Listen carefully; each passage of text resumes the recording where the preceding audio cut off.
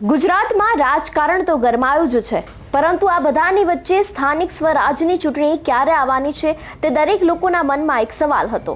જો કે હવે આને જ લઈને સૌથી મોટી અપડેટ સામે આવી છે અને હવે નક્કી થઈ ગયું છે કે સ્થાનિક સ્વરાજની ચૂંટણી ઉત્તરાયણ પછી ગમે ત્યારે જાહેર થઈ શકે છે। ત્યારે આ વખતની આ ચૂંટણીમાં કેમ બનાસકાંઠા તેની સાથે જ ખેડાની જે આ ચૂંટણી છે તે ખાસ રહેવાની છે, દરેક વાત કરીશું આ વિડીયોમાં। નમસ્કાર, હું હંસિની અને તમે જોઈ રહ્યા છો નિર્ભય ન્યૂઝ। સ્થાનિક સ્વરાજની ચૂંટણીની જાહેરાત પહેલા મહત્વની એક અપડેટ સામે આવી રહી છે કે હવે ગમે ત્યારે ઉત્તરાયણ બાદ એટલે કે જાન્યુઆરીના જે 15 દિવસ બાદ આની જાહેરાત થઈ શકે છે અને ગમે ત્યારે તેની તારીખ પણ સામે આવી શકે છે। સ્થાનિક સ્વરાજની ચૂંટણીને લઈને અત્યારે હાલ તૈયારીઓ પણ શરૂ થઈ ગઈ છે। આની પહેલા ગાંધીનગરમાં એક કેબિનેટ બેઠક મળી હતી, જેમાં મંત્રીઓને પણ સ્થાનિક સ્વરાજની ચૂંટણી અંગેની જવાબદારી સોંપવામાં આવી દીધી હતી। આ બધાની વચ્ચે કેબિનેટની બેઠકમાં મંત્રીઓને જિલ્લા પ્રમાણે જવાબદારી પણ સોંપવામાં આવી છે। જાન્યુઆરી મહિનામાં સ્થાનિક સ્વરાજની ચૂંટણીની જાહેરાત થવાની સંભાવના છે, પરંતુ હવે આ બધાની વચ્ચે અપડેટ એ છે કે જાન્યુઆરી મહિનાના લગભગ 15 દિવસ બાદ આની જાહેરાત થઈ શકે છે તેવી અત્યારે હાલ એક અપડેટ મળી રહી છે।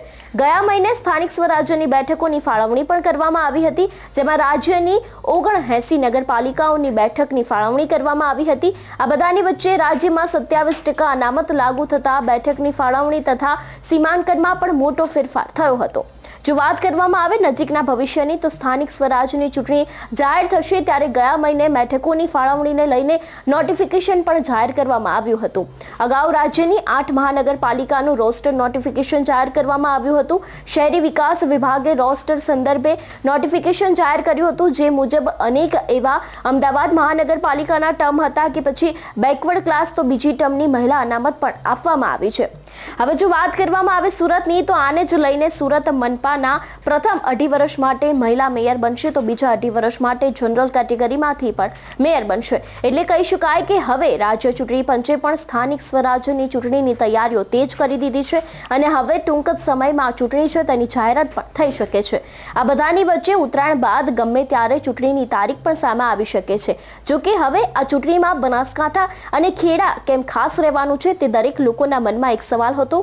હમણાં હાલ જ બનાસકાંઠામાં વાવની બેઠક ગઈ, તે બાદ વાવમાં તો અત્યારે હાલ ભાજપનો દબદબો છે, પરંતુ હવે આ બેઠકમાં શંકર ચૌધરી પોતાનું કેટલું વર્ચસ્વ બતાવે છે તેની સાથે જ બનાસકાંઠાની જિલ્લા પંચાયતની ચૂંટણીમાં પણ શંકર ચૌધરીનો હુકમ છે તે કામ કરશે અને બનાસકાંઠામાં શું ફરી એક વખત ભાજપ આવશે કે કેમ તે પણ લોકોને અત્યારે હાલ જાણવામાં રસ છે, કારણ કે એક બાદ એક ભાજપ બેઠકો જીતી રહ્યું છે। વાવની બેઠકમાં પણ એવું જ થયું હતું। સૌથી પહેલા કોંગ્રેસનું નામ સામે આવ્યું હતું અને તે બાદ ભાજપ જીતી ગયું હતું। એટલે હવે આ સ્થાનિક સ્વરાજ્યની ચૂંટણીમાં પણ કદાચ શંકર ચૌધરી દ્વારા પોતાનો દબદબો બતાવવામાં આવશે, તે બાદ જ આની ખબર પડશે કે આ બેઠક ઉપર કોનો વિજય થાય છે। તેની સાથે જ સ્થાનિક સ્વરાજ્યની ચૂંટણીમાં બનાસકાંઠાનું રાજકારણ પણ ગરમાઈ શકે છે।